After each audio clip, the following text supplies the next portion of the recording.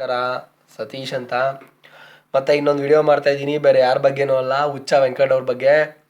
ಮೊನ್ನೆ ಹುಚ್ಚ ವೆಂಕಟ್ ಅವ್ರು ಹೋಗಿ ಪ್ರಥಮ್ಗೆ ಬಿಗ್ ಬಾಸಲ್ಲಿ ಅಲ್ಲೇ ಮಾಡ್ಬಿಟ್ಟು ಬಂದಿದ್ದಾರೆ. ಏನಕ್ಕೆ ಗೊತ್ತಾ? First of all Huccha Venkat ಅವ್ರು ಯಾರಿಗಾದರೂ ಹೊಡ್ಕೊಳ್ಳಿ, ಅದಕ್ಕಿಂತ ಮುಂಚೆ ಹುಚ್ಚ ವೆಂಕಟ್ ಅಂದರೆ ಏನು, ಹುಚ್ಚ ವೆಂಕಟ್ ಅವ್ರು ಯಾರು ಅಂತ ಒಂದು ಮಾಹಿತಿನ ಕೊಡ್ತೀನಿ. ಹುಚ್ಚ ವೆಂಕಟ್ ಅವ್ರು ಬೇರೆ ಯಾರೂ ಅಲ್ಲ, ಕಳೆದ ಒಂದು 2-3 ವರ್ಷಗಳ ಹಿಂದೆ ಅವರು ಸಿನಿಮಾನ ರಿಲೀಸ್ ಮಾಡಿದ್ರು, ಅದೇ ಗಾಂಧಿನಗರದ ಥಿಯೇಟ್ರಲ್ಲಿ. ಬಟ್ ಗಾಂಧಿನಗರದ ಥಿಯೇಟ್ರಲ್ಲಿ ಈ ಸಿನಿಮಾ ಓಡಿಲ್ಲ.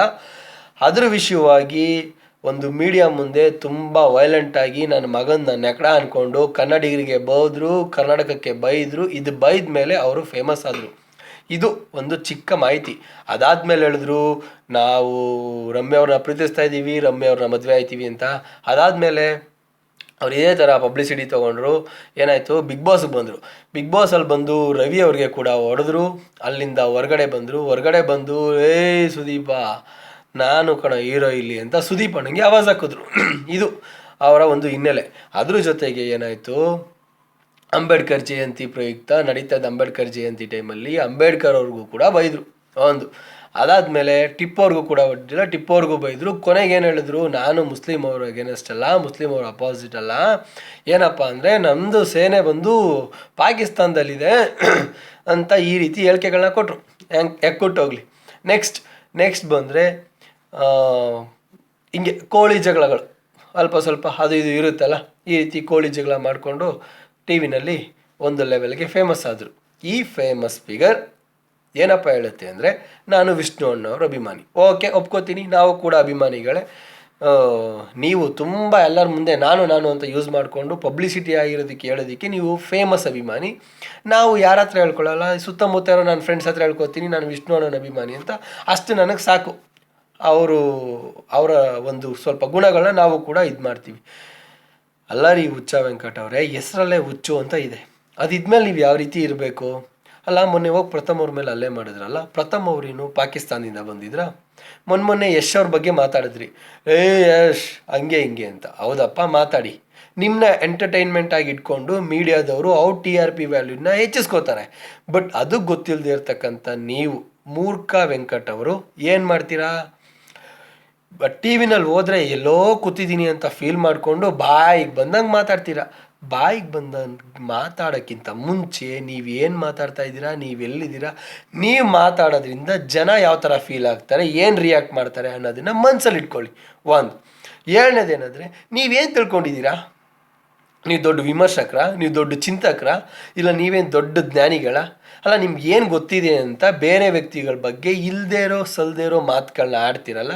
ನೋಡಿ, ಮೀಡಿಯಾದವರು ಏನೇ ಕ್ವಶನ್ ಕೇಳಬೇಕಾದ್ರೂ ಕ್ವಶನ್ ಅಂತಲೇ ಕೇಳೋದು. ಅದಕ್ಕೊಂದು ಪುಲಿ ಸ್ಟಾಪು ಹಾಕಲ್ಲ, ಅದಕ್ಕೊಂದು ಕಾಮ ಹಾಕ್ಬಿಟ್ಟು ಪ್ರಶ್ನಾರ್ಥಕ ಚಿಹ್ನೆ ಒಂದನ್ನು ಇಟ್ಟಿರ್ತಾರೆ. ಅಂದರೆ ನೀವೇನು ಹೇಳ್ತೀರಾ ಅನ್ನೋದನ್ನು ಆನ್ಸರಾಗಿ ತೊಗೊಳೋದಕ್ಕೆ. ಅವ್ರು ಕೇಳಿದ ತಕ್ಷಣ ನಿಮಗೆ ಗೊತ್ತಿಲ್ಲದೆ ಇರ್ತಕ್ಕಂಥ ವಿಷಯಗಳನ್ನು ಗೊತ್ತಿದೆ ಅಂತ ಮಾತಾಡ್ತಿರಲ್ಲ, ಅದನ್ನು ದಯವಿಟ್ಟು ಸ್ಟಾಪ್ ಮಾಡಿ. You are a big entertainment piece. ಓಕೆನಾ? ನೀವು ಬೇರೆ ಏನು ದೊಡ್ಡ ವ್ಯಕ್ತಿ ಅಲ್ಲ. ನೀವು ಇದುವರೆಗೂ ಕನ್ನಡಕ್ಕೋಸ್ಕರ ಏನೂ ಮಾಡಿಲ್ಲ. ಹೌದಪ್ಪ, ದೊಡ್ಡದಾಗಿ ಹೇಳ್ತೀರಾ, ನನಗೆ ಮದುವೆ ಆಗಿಲ್ಲ, ನನಗೆ ರಮ್ಯಾನ ನಾನು ಲವ್ ಮಾಡ್ತಾಯಿದ್ದೀನಿ, ಮದುವೆ ಆಗ್ತೀನಿ, ನನಗೆ ಯಾರಾದರೂ ಕನ್ಯಾಮಣಿ ಇದ್ದರೆ I am ready for marriage ಅಂತ. ಅಲ್ಲ ರೀ ಹುಚ್ಚ ವೆಂಕಟ್ ಅವರೇ, ನೀವು ಮಾತಾಡ್ತಾ ಇರೋ ಮಾತು ಯಾರ ಹತ್ರ ಹೋಗುತ್ತೆ, ಯಾರ್ಯಾರು ನೋಡಿದ್ರೆ ಅವ್ರು ಯಾವ ರೀತಿ ನಿಮ್ಮ ಬಗ್ಗೆ ತಿಳ್ಕೊತಾರೆ ಅನ್ನೋ ಒಂದು ಸಾಮಾನ್ಯ ಜ್ಞಾನ ಅಂತಾರಲ್ಲ, ಆ ಸಮಯ ಪ್ರಜ್ಞೆ ಇಲ್ಲದೆ ಮಾತಾಡೋ ನಿಮ್ಮಂಥವ್ರನ್ನ ಯಾವ ಮೀಡಿಯಾದವರು ಕೂರಿಸ್ಕೊತಾರ್ರಿ? ಆ ಮೀಡಿಯಾದಲ್ಲಿ ಫಸ್ಟ್ ಅವ್ರಿಗೆ ನಾನು ಬೈಬೇಕು. ಏನಕ್ಕೆ ಅಂದರೆ, ಅಲ್ಲ ರೀ, ಆ ಬಾರ್ಡ್ರ್ ಕಾಯ್ಕೊಂಡು ದೇಶದ ಮೂಲೆಯಲ್ಲಿ ನಿಂತ್ಕೊಂಡು ರಿಟೈರ್ಡ್ ಆಗಿದ್ದಾರಲ್ಲ ಎಕ್ಸ್ ಸರ್ವಿಸ್ ಮ್ಯಾನ್ಗಳು, ಅವ್ರನ್ನ ತಂದು ಕೂರಿಸಿ ಇಂಟರ್ವ್ಯೂ ಮಾಡಿ ಎಷ್ಟು ಕಷ್ಟ ಇರುತ್ತೆ ಅಲ್ಲಿ ಅಂತ. ಮಳೆ ಬರದೆ ಕೈ ಸುಟ್ಕೊಂಡು ಸಾಲ ಮಾಡಿಕೊಂಡು ನೇಣಾಕೊಂತಾರಲ್ಲ ಅಂಥ ಫ್ಯಾಮಿಲಿ, ರೈತರ ಫ್ಯಾಮಿಲಿ ಕರ್ಕೊಬಂದು ಕೂರಿಸಿ ಅವ್ರ ಕಷ್ಟಗಳೇನಂತ ಕೇಳಿ, ಅವ್ರಿಗೊಂದು ಅಕೌಂಟ್ ಕ್ರಿಯೇಟ್ ಮಾಡಿ, ಈ ಸೈನಿಕರಿಗೋಸ್ಕರ ಒಂದು ಅಕೌಂಟ್ ಕ್ರಿಯೇಟ್ ಮಾಡಿ. ಯಾರಾದರೂ ಶ್ರೀಮಂತರು ನಿಮ್ಮ ಚಾನಲ್ಗಳನ್ನ ನೋಡ್ತಾ ಇದ್ದರೆ ಅವ್ರಿಗೆ ಒಂದಷ್ಟು ಹಣನ ಡೆಪಾಸಿಟ್ ಮಾಡಲಿ. ಅದು ಮುಂದೆ ಅವ್ರ ಮಕ್ಕಳು ಭವಿಷ್ಯಕ್ಕೆ ಯೂಸ್ ಆದರೂ ಆಗುತ್ತೆ. ಅದನ್ನು ಬಿಟ್ಟು ಈ ಬೊಗಳೆ ದಾಸನ್ ಕೂರಿಸ್ಕೊಂಡು ಇವನು ಹೇಳೋ ಕತೆಗಳನ್ನ, ಇವನು ಹೇಳೋ ಪುರಾಣಗಳನ್ನ ನೀವು ಪಬ್ಲಿಷ್ ಮಾಡ್ತಿರಲ್ಲ, ಸುವರ್ಣ ನ್ಯೂಸ್ ಅವರೇ, ನೀವು ನಾನೇ ಇಲ್ಲಿ ಬಿಗ್ ಬಾಸ್ ಅನ್ನೋ ಒಂದು ಪ್ರೋಗ್ರಾಮ್ ಮಾಡಿಬಿಟ್ಟು ನಿನ್ನೆ ನಡೆದಿರೋ ಇವೆಂಟ್ಸ್ನ ಇವ್ರಿಗೆ ಹೇಳ್ತೀರಾ. ಇವ್ರು ಅದನ್ನೇ ನೋಡಿ ರಿಯಾಕ್ಟ್ ಮಾಡ್ತಾರೆ. ಅವ್ರು ಮಾಡೋ ರಿಯಾಕ್ಟ್ ಹೆಂಗಿರುತ್ತೆ, ಇಲ್ಲಿ ನಾನೇ ಬಿಗ್ ಬಾಸ್ ಅಲ್ಲ ರೀ, ಅಲ್ಲಿ ಕೋಟ್ಯಾಂತರ ರೂಪಾಯಿ ಬಂಡವಾಳ ಹಾಕೊಂಡು ಸೆಟ್ ಹಾಕೊಂಡು ಒಳಗಡೆ ಎಲ್ಲರನ್ನೂ ಕಳಿಸಿತ್ತು. 90 ದಿನ ಅವ್ರಿಗೆ ಅಂತ ಕೆಲವೊಂದು ಆಟಗಳನ್ನ ಕೊಟ್ಟು ಅವ್ರದ್ದು ರಿಯಾಲಿಟಿ ಶೋ ಅಂತ ನಡೆಸ್ತಾ ಇದ್ದಾರೆ.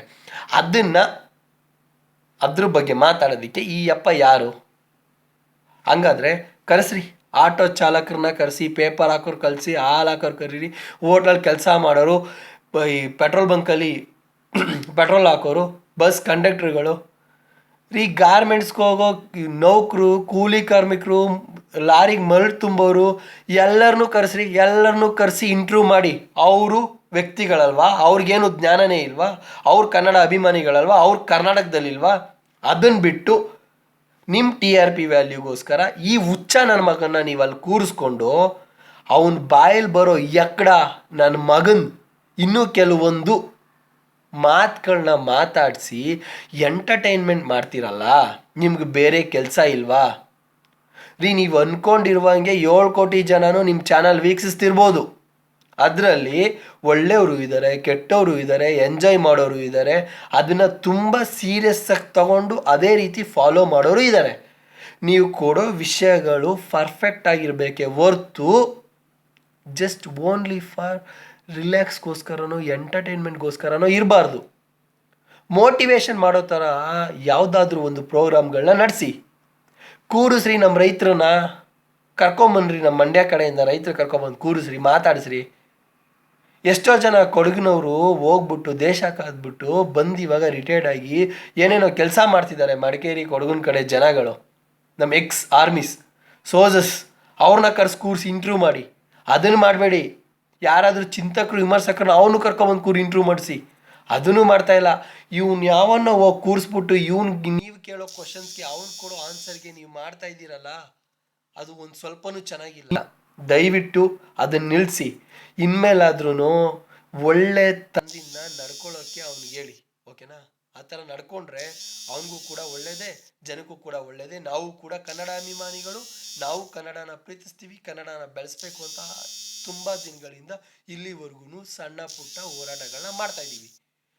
ಸೊ ಅದನ್ನು ಬಿಟ್ಟು ಇಂಥವನ್ನೆಲ್ಲ ಕೂರಿಸ್ಕೊಂಡು ನೀವು ಏನೇನೋ ಇಂಟ್ರ್ಯೂ ಮಾಡಿ, ಏನೇನೋ ಕ್ವಶನ್ ಕೇಳಿ, ಇರೋ ಬರೋ ಮಾನ ಮರ್ಯಾದೆನೂ ಅರಾಜ್ ಮಾಡ್ತೀರಾ. ಆಗ್ತಾ ಇದ್ದೀರಾ ತಾನೇ? ಇದು ಹೆಂಗಾಯ್ತು ಅಂದರೆ, ಬೇರೆ ಯಾರಾದರೂ ಬೇರೆ ಕಂಪ್ನಿಯವ್ರಿಗೆ ನಾವು ಹೇಳಿದ್ರೆ is A Huccha Venkat, is very famous ಇನ್ ಕರ್ನಾಟಕ ಅಂತ ಹೇಳಿದ್ರೆ, ನಿರರ್ಗಳವಾಗಿ ಕನ್ನಡ ಮಾತಾಡೋ ಎಷ್ಟೋ ಜನ ಕನ್ನಡಿಗರು ಕರ್ನಾಟಕದಲ್ಲಿದ್ದಾರೆ, ಓಕೆನಾ? ಕನ್ನಡ ಉಳ್ಸೋಕ್ಕೋಸ್ಕರ ಇವರೇ ಬರಬೇಕಾಗಿಲ್ಲ. ಹೌದಪ್ಪ, ಇವ್ರು ಮಾತಾಡೋದ್ರಲ್ಲಿ 120% ಸತ್ಯ ಇರ್ಬೋದು, ಬಟ್ ಇನ್ನು 80% ಬಗ್ಗೆ ಏನು ಥಿಂಕ್ ಮಾಡ್ತೀರಾ?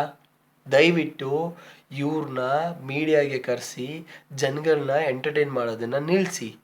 ಯಾರಾದರೂ ಒಳ್ಳೆ ಚಿಂತಕರು, ಸಾಹಿತಿಗಳು, ಒಳ್ಳೆ ಜ್ಞಾನಿಗಳು, ಒಳ್ಳೆ ವಿಮರ್ಶಕರು ಇಂಥವ್ರನ್ನ ಕರೆಸಿ ಯಾವುದೇ ವಿಚಾರ ನಡೆದ್ರೂ ಅದ್ರ ಬಗ್ಗೆ 100% ಕ್ಲಾರಿಟಿ ನ್ಯೂಸ್ನ ಕೊಡೋದಕ್ಕೆ ಟ್ರೈ ಮಾಡಿ, ಓಕೆನಾ?